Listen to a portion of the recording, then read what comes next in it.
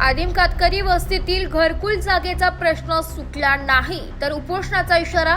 इगतपुरी तालुक्यातील ग्रामपंचायत टाकेत बुद्रुक येथील आदिम कातकरी वस्तीतील 48 कुटुंबांना घरकुल योजनेपासून वंचित ठेवले जात आहे। सामाजिक कार्यकर्ते राम शिंदे यांनी प्रशासनाला इशारा दिला आहे। इगतपुरी तालुक्यातील ग्रामपंचायत टाकेत बुद्रुक येथे गट नंबर 154 मधील सरकारी गायरान जागेत वास्तव्यास असलेल्या 48 आदिम कातकरी कुटुंबांना घरकुल योजनेचा लाभ मिळत नाही। जागेअभावी हे कुटुंब घरकुल योजनेसाठी पात्र असूनही वंचित आहे। सामाजिक कार्यकर्ते राम शिंदे यांनी या प्रश्नावर आवाज उठवत पंचायत समिती प्रशासनाला तात्काळ उपाययोजना करण्याची मागणी केली आहे, अन्यथा आंदोलन व उपोषणाचा इशारा दिला। सन 2006 मध्ये या आदिम कातकरी कुटुंबांना गावातील आरोग्य उपकेंद्राच्या परिसरातून हलवून सरकारी गायरान जमिनीत वस्ती करण्यास भाग पाडले गेले। यामुळे आजही त्यांना घरकुल योजनेचा लाभ मिळू शकलेला नाही। केंद्र शासनाच्या प्रधानमंत्री जनमन आदिम घरकुल आवास योजनेअंतर्गत घरकुल मंजूर झाले असले तरी जागेच्या प्रश्नामुळे प्रत्यक्ष लाभ मिळत नाही। ग्रामस्थ निवृत्ती हिल म्हणाले की गेल्या अनेक वर्षांपासून ग्रामपंचायत प्रशासनाकडे कागदपत्रे जमा करून आम्ही घरकुल योजनेसाठी मागणी करत आहोत, मात्र आजपर्यंत कोणत्याही लोकप्रतिनिधींनी किंवा ग्रामपंचायतीने आमच्या मागण्यांकडे लक्ष दिले नाही। तर दुसरीकडे एक ग्रामस्थ सांगतात की शेळ्या मेंढ्या सांभाळणे, ऊस तोड, खडी फोडणी आणि मजुरी करून आम्ही आमचे जीवन जगत आहे। पावसाळ्यात संपूर्ण झोपडपट्टी ओलिताखाली जाते। अनेक वेळा सरपंच उपसरपंचाकडे मागणी करूनही दखल घेतली जात नाही। सरकारने तरी आमच्या घरकुलाचा प्रश्न सोडवावा ही आमची शेवटची अपेक्षा। सामाजिक कार्यकर्ते राम शिंदे यांनी या प्रश्नावर ठाम भूमिका घेत पंचायत समिती गट विकास अधिकारी MS वळवी यांच्याकडे निवेदन दिले। त्यांनी प्रशासनाला इशारा दिला आहे की जर लवकरात लवकर जागेचा प्रस्ताव पाठवून हा प्रश्न मार्गी लावला गेला नाही तर आम्ही लेखी उत्तर मागू, अन्यथा यापुढे तीव्र आंदोलन उपोषणाशिवाय पर्याय राहणार नाही। या संपूर्ण प्रश्नावर पंचायत समिती प्रशासनाने लक्ष घालण्याची गरज आहे। जागा विस्तारासाठी 3-2चा प्रस्ताव सादर करण्याचे सूचित करण्यात आले असून लवकरच त्यावर कार्यवाही होण्याची अपेक्षा आहे। या प्रश्नावर स्थानिक लोकप्रतिनिधी आणि प्रशासनाने त्वरित निर्णय घेऊन आदिम कातकरी बांधवांना न्याय द्यावाशी मागणी होत आहे। बाबा, नेमकी काय समस्या आहे तुमची?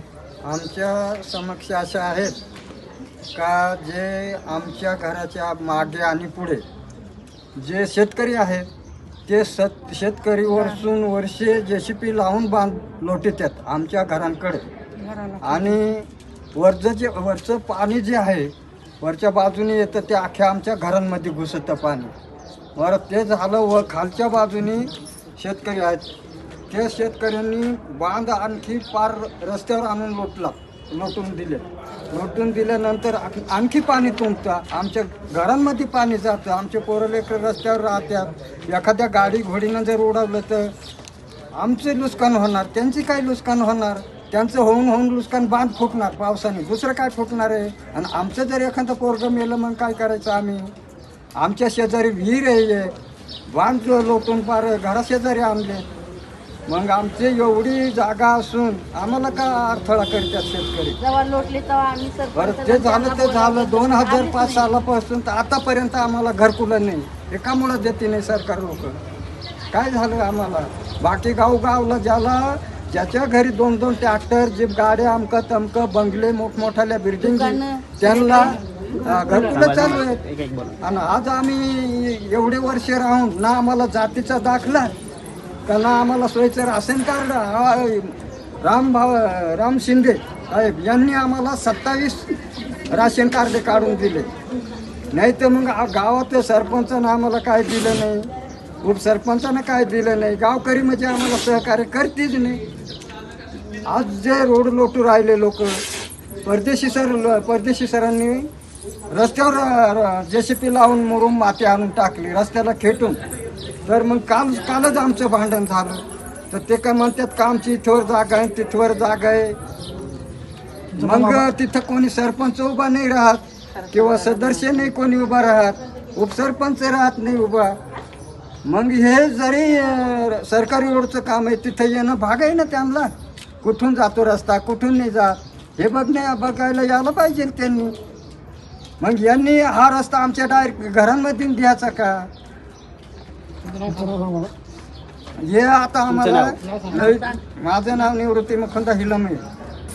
आम्हाला त्रासच तेवढा झाला. आम्हाला जसे का संडास घरकुलं बांधून दिले, ते एक एक कुटुंबामध्ये 4-4 कुटुंब राहायचे. हे कसे काय राहायचे? पाणी आलं का सगळं ओलीव असं आम्ही बारदन आचरून झोपतो. हा, ज्याला सांगावं तो म्हणतो आज कागदपत्र पाठवू, उद्या कागदपत्र पाठवू. केव्हा पाठवतील? नाही तर द्यावा हुसकून जंगलामध्ये. किती मिटिंगी झाले आमचे असे. इडं कागदपत्र जमा करा, तिडं कागदपत्र जमा करा, हे गोळा करा, ते कवर गोळा करायचे. आता तुम्ही ज्या जागेवर राहताय तिकडे नेमकी समस्या काय तुम्हाला? आम्हाला ते पाण्याची आता हे बाय आता बरसात आली, परत पाणी पडलं का आम्हाला घरातून बाहेर निघून झोपायला लागत. आम्हाला सोयीचं खायला भेटत नाही. रस्त्याचा विषय सारं पाणी येत आहे घरांमध्ये, त्या रोडला खेटून. आता एवढी माती लुटली, आता यंदा तर आम्हाला राहायलाच जागा नाही. तुमचं नाव? बारबताबाई तुळशीराम पवार. पेले जो मी एक बाईट देऊ का?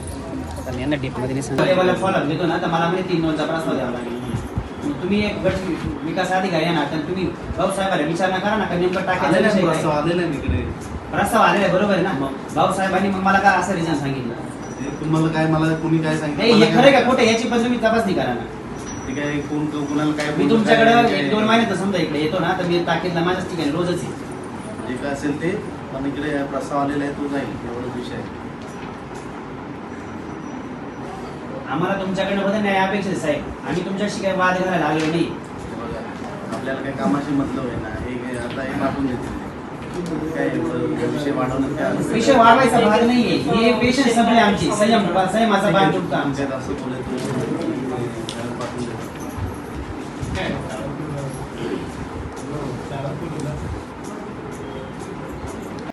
नाशिक लोकशाही न्यूजसाठी प्रतिनिधी निर्मला गायकवाड, नाशिक.